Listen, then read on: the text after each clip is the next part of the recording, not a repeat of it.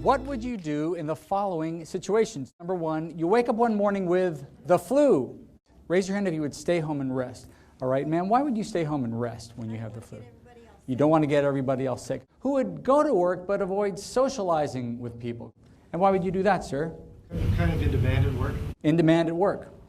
And who would go to work but socialize only with the people you do not like?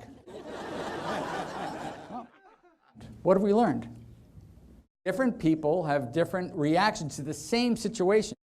But what if I were to ask, not what would you do, but what should you do? Is there a framework we can use to determine the right thing to do no matter how other people happen to react? The answer is yes. And since the question, what should you do, is an ethical one, the solution lies in 5 basic principles of ethics.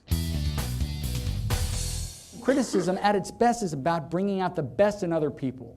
It's not about venting. It's not about displaying your power over the other person. When someone you care about, someone who works for you, works with you, has a relationship with you, has done something he or she should not have done, or hasn't done something they should have done. And so it's only natural to be upset, to be disappointed, to be angry, but the ethically intelligent solution is to harness that anger and channel it in a way that is focused on helping the other person be the best they can be. What does it mean to give an ethically intelligent apology? It first means being sincere about it by saying, I'm sorry, taking ownership for it, being accountable, but it doesn't end there.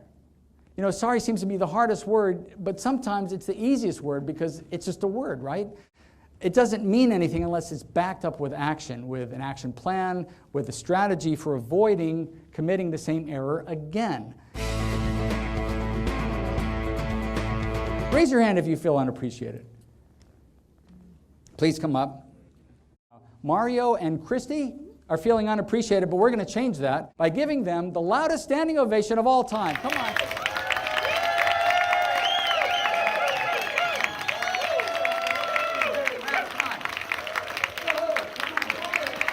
Please be seated.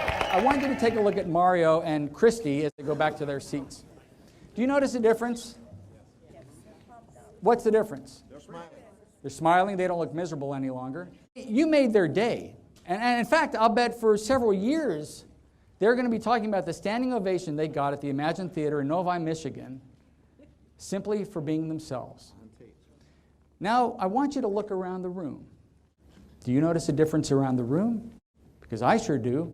But when I called you to action, you focused all your energy on making Mario and Christy feel better. And when you saw that it paid off, it made you feel better. This is the only take-home message you need. Why should we be ethically intelligent? Why should we lead a life of compassion, of kindness, of being fair? It's the right thing to do. But it also turns out it makes you feel better. It benefits you. Everybody wins when we apply these principles, as difficult as it is to do that.